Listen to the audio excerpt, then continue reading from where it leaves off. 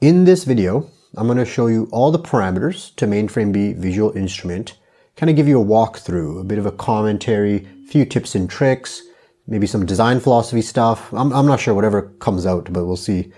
And if you're new here, what parameters are, is they're essentially the main way you're able to now define the look, feel, and behavior of how mainframe visual instrument takes your MIDI into the realm of light through color and pattern in a way that's very real-time, playful, and expressive. If you stick to the end, I'll also show you the modulated parameters, which essentially allows you to take your MIDI notes pitches and velocities and have it take on a different parameter value, which adds a lot of variety to the lights. Yeah, before I start, I should tell you that note length is a pretty important component here, where when you press a note, the note on command comes on and it starts the pattern. And then depending on the animation mode you have selected, when you let go of the note and the note off command gets sent, it has different behaviors. But in the end, it sort of indicates the duration of that pattern, how long it lasts in the system. And it has different properties, which I could describe to you when we get to the animation mode section. But just keep that in mind, and that how you press it and how long you press it for actually makes a big difference in how the pattern appears. Let's go on to hue. So hue is a bit of a, I wouldn't know how to technically describe it. It's like almost like the amount of the color itself, let's say. Like the red, green, blue, like those are the hues. It's almost the pure color.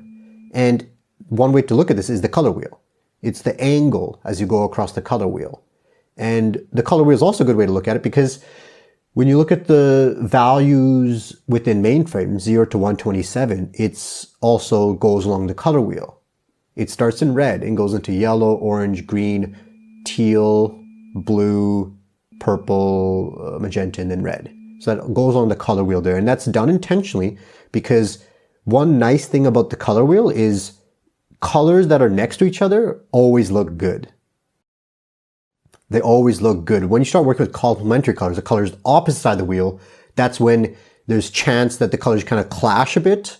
And sometimes you want that for contrast, but then there's a risk there almost. Whereas if you stick with colors that are next to each other, it always will look kind of in harmony. So then we went with the color wheel as the value just because it makes sense, of course. But then when you're working with modulation ranges and when you scroll across the color, it will automatically kind of look good, which is was important for us to kind of do. Whereas like without too much effort, the lights look good. And now next is saturation. Let's go to saturation. Yeah, so saturation is, now imagine if hue is the amount of color, or if hue is the color itself, saturation is the amount of that color. How much of that, the richness of the color is present. So on one end you have the deepest or the most red you could get. And then on the other end is just pure white. So then you kind of go towards the grays almost. And then somewhere in between the white and the red is where you get the pastel colors, the sort of the desaturated, softer colors. And I often play with full saturation just because it's kind of fun. But the problem sometimes with full saturation colors is that they're a bit of an eye strain. It's like a bit too artificial looking. Whereas in reality, like just day-to-day life, we are mostly dealing with desaturated colors. And so then when you go into the full saturation, it just gives us a very strong, artificial, vivid experience, which is sometimes what you want. But then sometimes also I like to play with the desaturated colors just for sort of like this like softer feeling colors and vibe. The one thing to also keep in mind is with saturation, it tends to work best with really bright lights. So when you dim the lights to, let's say, put on the LED grids, the saturation doesn't work as well. There's not enough information there to kind of start desaturating. And so just keep that in mind.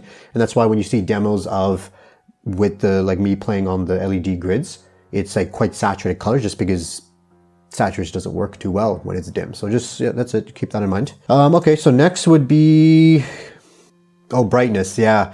So brightness. This one is interesting. Yeah, because what we see on the LED strip it's going through the animation engine, which is essentially smoothing out the lights and kind of applying a lot of processing to make the lights kind of nice and smooth. And so then don't look at brightness as purely just, oh, an LED gets brighter, but it's more that pattern has higher prominence within the lights. And brightness is also very important because, like I mentioned earlier, when you're playing on the LED grids, you want to dim it quite a bit because otherwise it's just blinding you. It's just too bright.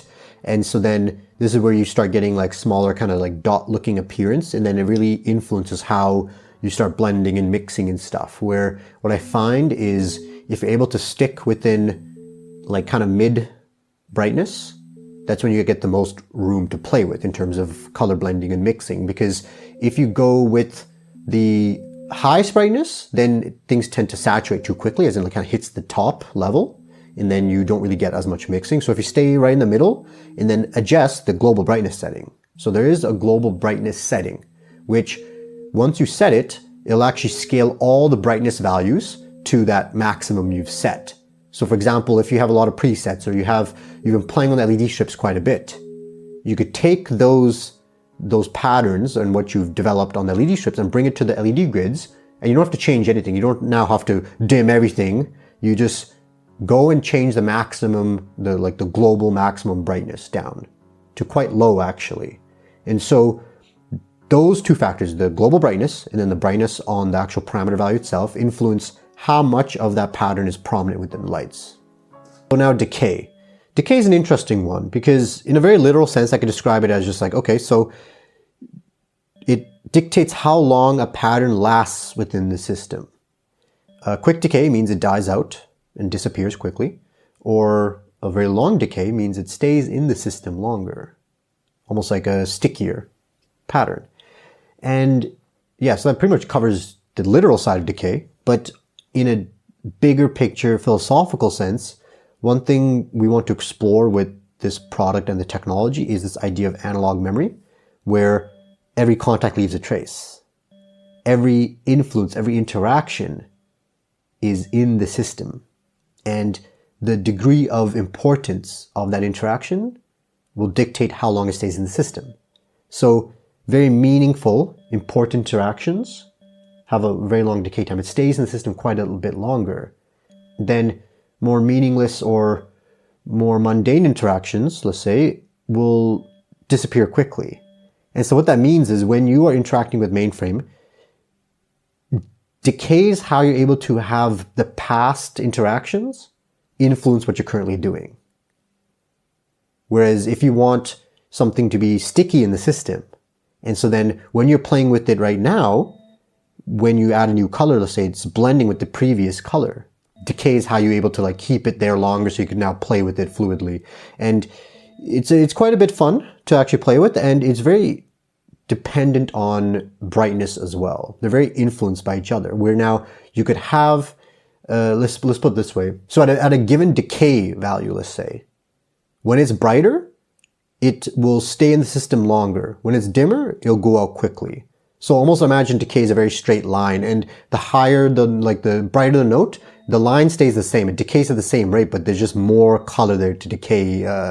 The more color there, so it'll take just longer to decay out. And this is where it's quite interesting because it's not like you just blast up the brightness. You also have to play with decay too. So it's this idea of interaction. When I was designing the system, I didn't know if that was a good thing or not, because I kind of felt like maybe, okay, if you set a certain decay value, there should be an expected amount of, let's say the time should be fixed. As in if it decays out within 1 second, doesn't matter what the brightness is, it should decay out within 1 second. And I remember doing that, but it just didn't feel, that interaction was lost. That interaction was, it added a little bit of this chaos to it that I felt was quite interesting to use. Whereas it was a little more unpredictable. Like you would push up the brightness, and then as it lasts longer, it almost like this idea of this analog memory where the more important interactions stay longer, that was much more present than if I kept the decay value fixed based on time.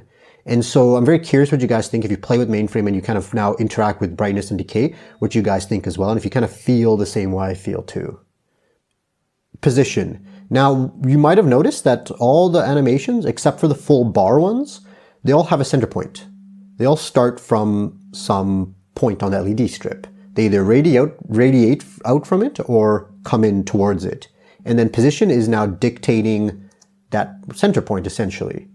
Depending on the animation mode you have selected, it kind of matters, because one thing I've also noticed is if you have certain animation modes on, and especially within the LED grids, position almost functions as a bit of like a texturing, it kind of starts to move the lights in an interesting way. And I'll probably have a demo here, but it has a different property when you're working with LED grids, and I can demonstrate that. Position's pretty fun for getting like panning effects, or just the overall movement of light. You can make it swoosh across and change almost like the feeling of a whole room through position. So I like position's a fun one to kind of play with. Okay, so now next is speed. Speed is an interesting one because it influences different things depending on the LED strips or the LED grids. So on the LED strip, it's very clearly just how fast the patterns move, how quickly they move across the strip.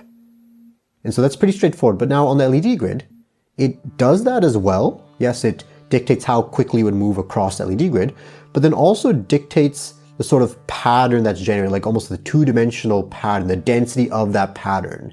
And we did that intentionally because the way the patterns move, you can notice, it kind of leaves gaps. It kind of adds texture as it goes. And that's intentional because when the early designs of mainframe, we didn't actually have these gaps. It was just a very smooth bar. We kind of wrote the engine and the waves to smoothen it all out. But then we found we moved to the grids, and even just on the LED strips, that little bit of texture actually added a lot to it. When you see those little dots appear and form little trails like that, it actually added kind of a lot to it. And without that, it was cool, but yeah, the ability to texture was a bit lost. And this is where speed and even position too have a lot of influence in terms of just texturing in general. So I could actually make probably more videos on this idea of texturing, because there's a lot of there to it actually. There's a lot of possibilities with this texturing with position and speed. Okay, next we have, so animation mode. When you generate a pattern, how the lights actually behave, like what they end up doing in terms of the movement, is dictated by the animation mode. And there's a few animation modes we have. And I think in a future version, we're gonna have a lot more, or rethink this animation mode. I don't know, I think there's different ways of doing it, but essentially it kind of determines, I guess there's not much more to say about it than it just kind of really changes the behavior of the lights in a big way. And so then animation mode is one you should actually play around with quite a bit, because you could get full bar effects. And so for example, for the first animation mode, this is basically non-animated. It's just a full bar of light where the position and the speed don't have any influence. It's just the display parameters, just color, hue, saturation, brightness. And this is perfect for like a very consistent background element, let's say. If you want to paint the lights red and then have the other zones on top adding more color. So first animation mode is great for just adding some light. Otherwise the lights are just dark, they're black. So it's good for that. Then the two animation modes, the burst out and the burst in, those ones are, they're basically don't leave a trail behind. It essentially cuts off as soon as you release the note. And this is important because the next two ones, the burst out with trail and the burst in with trail, I don't know exact names for them I thought of, but anyways, those ones, it actually will always continue to the end of the strip. And how long you press down the note dictates the length of the LED bar that's produced. And these ones are quite fun actually, especially on the LED grids, they're a lot of fun. And then even on the LED strips, I find these two animation modes, they're quite a bit more fluid than the rest of them. They add a certain, it's hard to describe, but there's certain more of this fluidity to them you should sort of explore.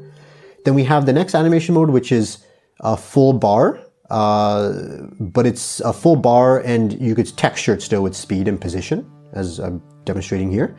And then the final one we have is essentially just the strobe effect, where it will look for the note on and then just cut out right away. So it's good for very strobe effects where you don't, I think it's good for certain, I believe there's some MIDI instruments that only produce note on, maybe drum kits or something, I forget, I could be wrong, but essentially it's good for just strobe effects. Next, we have the input modulation ranges, pitch range and velocity range, which sort of allow you to squish down the expected pitches and velocities. So this is great if you're working with, say, with a smaller little MIDI keyboard or digital piano compared to the full 128 note sort of MIDI piano roll. So if you're using a smaller range, you could squish that down. So then when you press notes and when you play with it, it still scales accordingly to the modulated parameters. So it's great. Otherwise, what happened before we added that is if it's looking for the full 128, what happens is when you take a smaller MIDI keyboard and you're pressing the notes, they all turn to the same color, let's say. There's no variation with that. So then by squishing it down, now you could actually still get enough variety between the notes. And that was actually very important because you're rarely ever using the full range anyways. It's always maybe a couple octaves at a time. And then velocity is the same, especially for certain instruments. You find that the velocities that are playing are, they don't really go that low, they don't really go that high. And so then as you set up your instrument, you could then press the notes and then see where the ranges lie and then adjust accordingly. So then the quietest note you could play gets scaled to the bottom of the, parameter value. And then the hardest you could press, like the faster you press, the highest velocity will go to the highest note. Okay, so now finally, output ranges. Each zone by default takes the full LED strip for its patterns. It takes the whole thing. And so output range is how you could squish it down to only certain parts of the LED strip. And what it will do, it'll actually scale all the animations and scale everything down to a smaller subset of the LED strip, which is great if you don't want them mixing exactly, or, let's say you have 3 shelves and you want, each MIDI track to only stick with one shelf. Or you might have a cube, let's say, connected to the LED strip, and you only want one zone to be on the LED strip and the other 2 zones to be on the cube. There's a lot of ways you could use output range. Another cool effect is where if you, let's say, do a full bar of color, output range could squish that bar of color and then move that bar of color, and it gets a very, very strong, powerful effect you could play with, and one I've played with quite a bit, one of my favorites actually. Yeah, I think that just about covers all the parameters. We have hue, saturation, brightness, decay, position, speed, animation mode, pitch range, velocity range, output range. Yeah, that pretty much covers all of it. Okay, so now we have modulated parameters, which are hue, saturation, brightness, position, and speed, which means based on the MIDI note's pitch or velocity that comes in, it could take on a different parameter value. And this is how you could get very interesting looking effects, like, per octave color scaling, let's say, or, when you press the note harder, it gets brighter. And so you could get this whole kind of variety, this nuance, this organic feel through modulation, and we could go over what that looks like. So let's go over. Yeah, so hue modulation is quite interesting for sure, especially pitch to hue. I've always been a favorite of that, because now when you look at pitches, there's a very almost intuitive relationship between pitch and color, where when you have difference in pitches, let's say you press 2 different notes, having those 2 notes represent different colors is quite an intuitive way of looking at it, where now each note will have its own sort of character, its own feel to it. Individually don't really mean much, but then together they combine and form something new. And it's the same thing here. That's the basis behind, let's say, key signatures. You have a bunch of notes together forming a certain mood or vibe, and then you have color palettes, which is a bunch of colors together that form a mood or a vibe. And so we want to kind of do the same thing here, where now you could play different chords or play different just notes at a time, have different melodies. Anything you could do with the pitches now could be forming color palettes within mainframe B. And so that relationship became very intuitive for me to design into the system. And then saturation, to be honest, I haven't really played much with saturation modulation too much myself. Although one thing that I always found interesting was velocity to saturation, where the faster you press the note, or the faster you press the key, it gets more color. So you're playing with a lot of whitish colors, and then the accenting is done by pressing the note harder, almost like this, how you get like the voicing in piano, like that comes out as a more saturated note. So I think that's one good way of looking at saturation modulation. And then brightness. the very intuitively, you could say that, yeah, velocity to brightness just makes a lot of sense, and I've played with quite a bit. And this is how, especially on the digital piano, it's quite fun to do, where you play quite soft and then you could really accent or have a sort of build up. Position, yeah, position is an interesting one. Position is an interesting one because the funny thing is, if you've seen my other videos, when like the in development mainframe beasts, like the development phases, by default, it was always modulating based on position. Sorry, it was always modulating pitch to position, because I developed on the digital piano, and as I put the LED strip on the piano, it just kind of made sense that where you press the key, the note should, like, you know, the light should light up in that area. And so it, for like the longest, for like maybe 2 years, it stayed as like a very fixed pitch to position product. And it was only until later on I realized, like, I'm like, no, wait, that should be an option. It shouldn't be tied to that, but instead you could modulate anything based on pitch or velocity or whatever. This is when I added modulation in general, where it, of course, made a huge improvement to the product. And so then with position, going pitch to position just makes a lot of sense. And there's otherwise just a lot of things you could do with, I mean, velocity could be quite interesting too. It's almost like you see an envelope in the lights, where, you know, you see the lights kind of go up and down that way. Where there's a lot you could do with that actually, but obviously pitch to position just makes a lot of sense. And then we have speed. Yeah, speed is definitely velocity to speed makes a lot of sense. The faster you press, the faster the lights, definitely makes a lot of sense. But also pitch could be quite interesting too. Where, yeah, essentially the higher pitch you go, the more faster it gets too. I think that makes a lot of sense. And so modulating based on speed is quite a bit of fun. And yeah, I think that pretty much covers all of it. We went over all the parameters. I rambled on about a bunch of stuff. Hopefully it was somewhat helpful. And then besides that, like we went into modulation a bit, showed you the different modulation options. And yeah, so if you have any ideas on future parameters for like the next versions when we develop them, or just any other questions or any ideas, please contact me. I'm very happy to talk with everything, and talk to you soon.